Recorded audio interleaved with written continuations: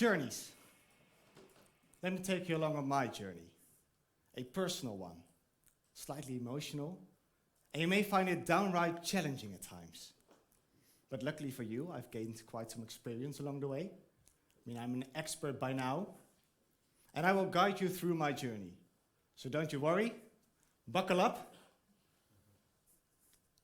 I'm gay.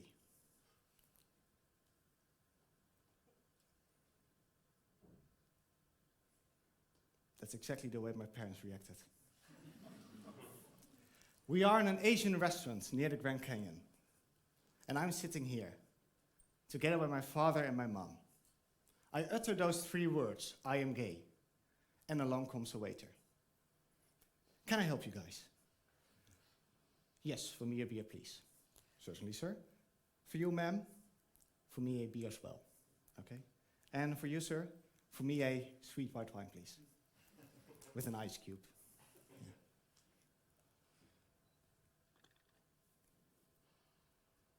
Yeah. Jeroen, first of all, of course, we don't mind that you're gay. But how do you know for sure? Do you have a relationship? No. Oh. Do you love someone? No. Then how do you know that you're gay? When I was in 4th grade of high school, I played in a musical. This could already be suspicious, but I played in Alice in Wonderland. I had the role of the Cheshire Cat. I had my hair dyed silver. I wore a pink Spencer with a pink button top beneath. I was literally driven onto the stage in a closet, black, decorated with stars made out of sparkles. And I came out of this closet with an umbrella in my hand, in the colors of the rainbow, to sing I'm Singing in the Rain to the tunes of YMCA. But no, my parents never expected it. And since then, I could not help but wonder, could I have done it any better? I can't do it again. So what I did instead was look for scientific literature on the subject. Do scientists have an empirically proven method that will make my disclosure as easy as possible? Now, reading about homosexuality, and therefore partially about myself, is like reading a medication prescription. Because all the risks and all the benefits of concealing your sexual identity and disclosing it are neatly listed. But the focus is mainly on the risks. For example, concealing your sexual identity is linked to diminished psychological and physical health, lower self-esteem, and depression. But for disclosing your sexual identity, it's even worse, because that is linked to higher chances of victimization, harassment, and even suicidality. If I had read these articles before the summer, I wouldn't even have attempted to tell my parents. I would have been scared straight. So reading about homosexuality is hardly recommendable. But there was one thing that I could relate to, and that both the literature and I agreed on. That is that concealing your sexual identity is not a good thing. From experience, I can tell you that it can make for quite some stressful situations when you're asked about having a relationship and you have to subtly avoid talking about it. I mean, I used to make a joke or two about it and then start talking about the weather or something. Very creative.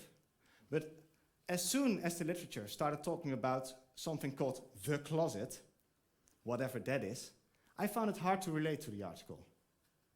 And that's my main point of tonight.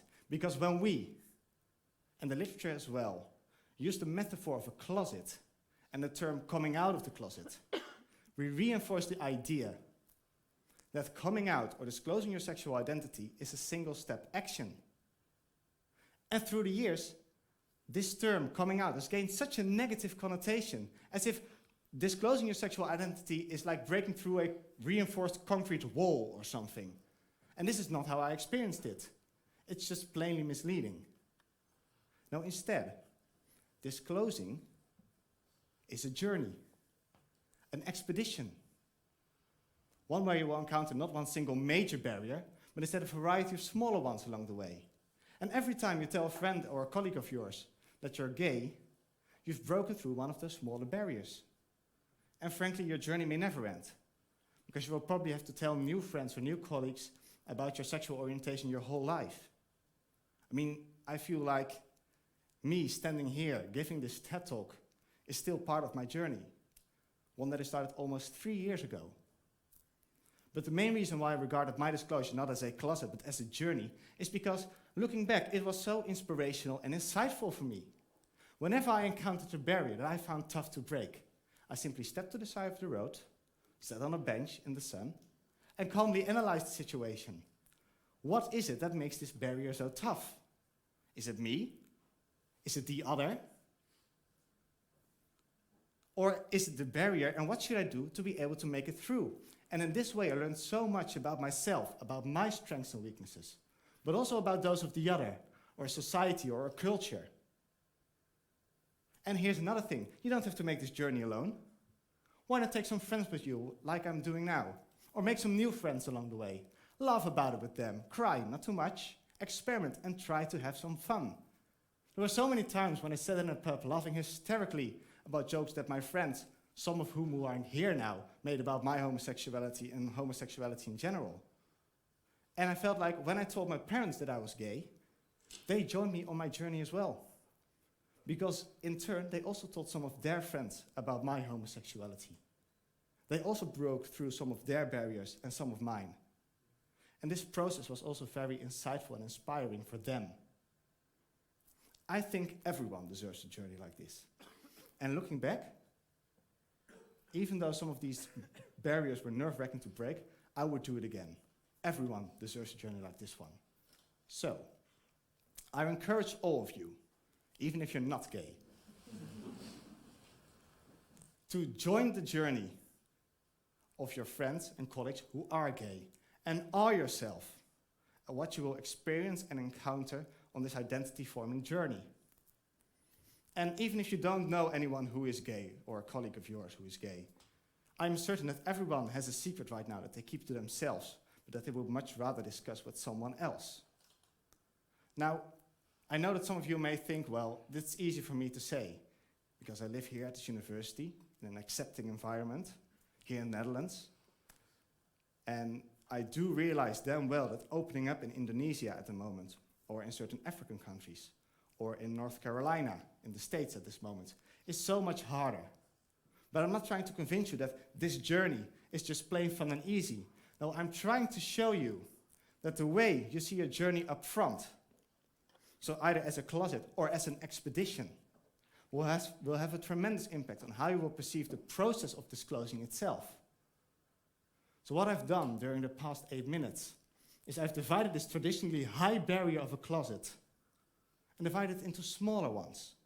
A journey that is fruitful, that's inspiring, that is fun to do. And I wish for you that after this TED Talk, you will realize that disclosing your sexual orientation is not a barrier to look up to, but a journey to look forward to.